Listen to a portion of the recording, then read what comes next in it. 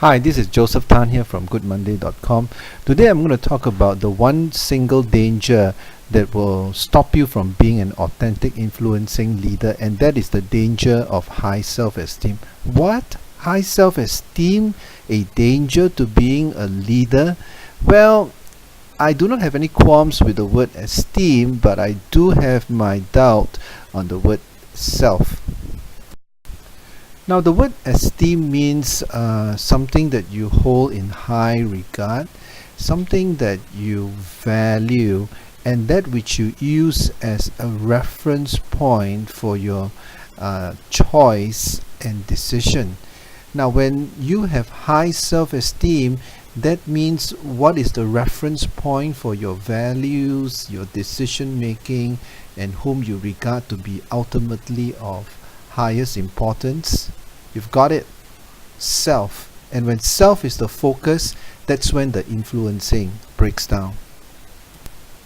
As a leader, I'm sure you would desire to increase your sphere of influence, increasing your reach so that you can leverage on how you can influence the loyalty, the commitment, and the following of your team members. However, the size of your sphere of influence is indirectly proportionate to the size of your self-esteem, meaning the higher your self-esteem is, the smaller will be your sphere of influence, and the least and lesser importance you put on your self-esteem, the larger your sphere of influence will become. Let me explain. The key is this: every leader needs to be able to look beyond himself or herself. Every leader points towards a cause or a purpose that is bigger than his or her own popularity.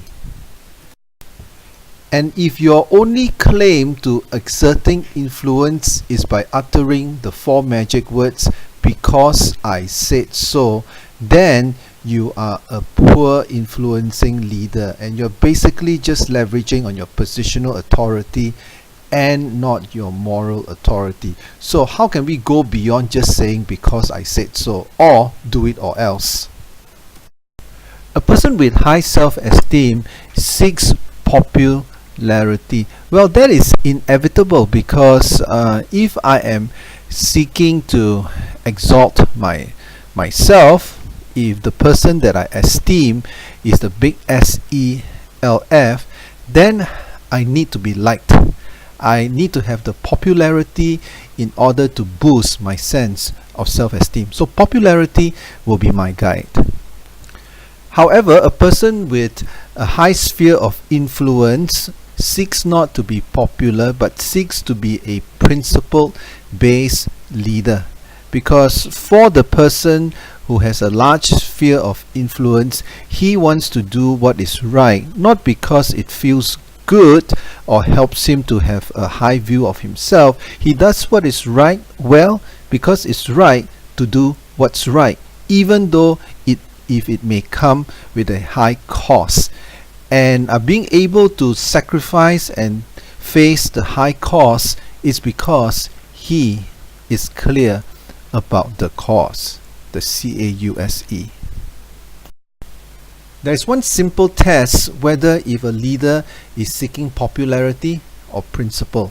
If popularity is the final goal, when something goes wrong and that person is not being liked or esteemed as he should, then you will find he gets into a tantrum throwing mode. How come people don't like me? And they start pointing the fingers. It must be something wrong with them. There's nothing wrong with me. I am Mr. Nice Guy. They should like me. Whereas if a person is guided by principle and has a large sphere of influence, he doesn't throw a tantrum. In fact, he's able to act tough.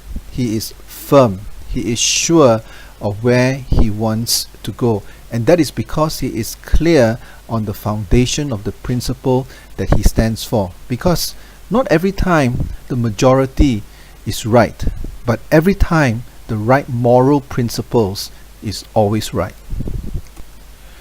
Also, a person with high self-esteem has trouble dealing with failure, because failure is taken very personally.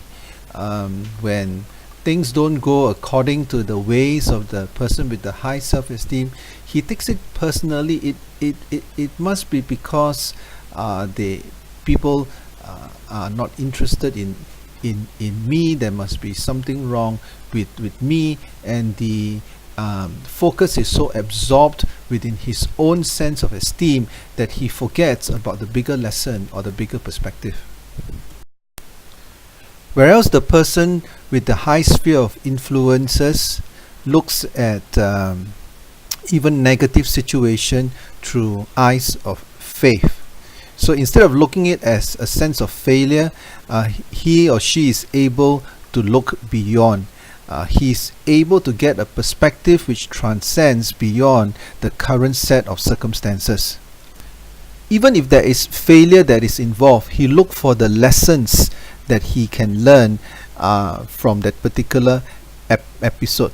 She would look at how she can become a better and a stronger person after the tough times. It is not because being better or stronger for himself, but being better and stronger to better serve, to better contribute back to the sphere of influence. So when the times get tough, he exercises faith rather than to dwell on his failure, unlike the person with high self-esteem but low tolerance for failure.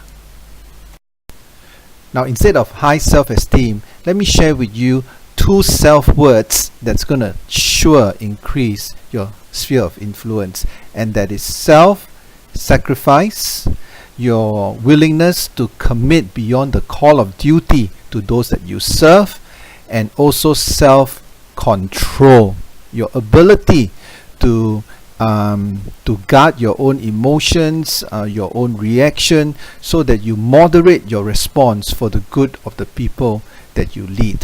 So instead of high self-esteem, have high self-sacrifice and high self-control. These are the 2 key ingredients that's going to expand your sphere of influence, and you would truly be an authentic leader that is worth following, because you do not have high self-esteem but rather high self-sacrifice and high self-control. Think about it. This is Joseph Tan here from goodmonday.com. Now, if you're interested on how to increase your sphere of influence, we have an upcoming CEO Master Influencer class, and if you need more details, please find out from the description below.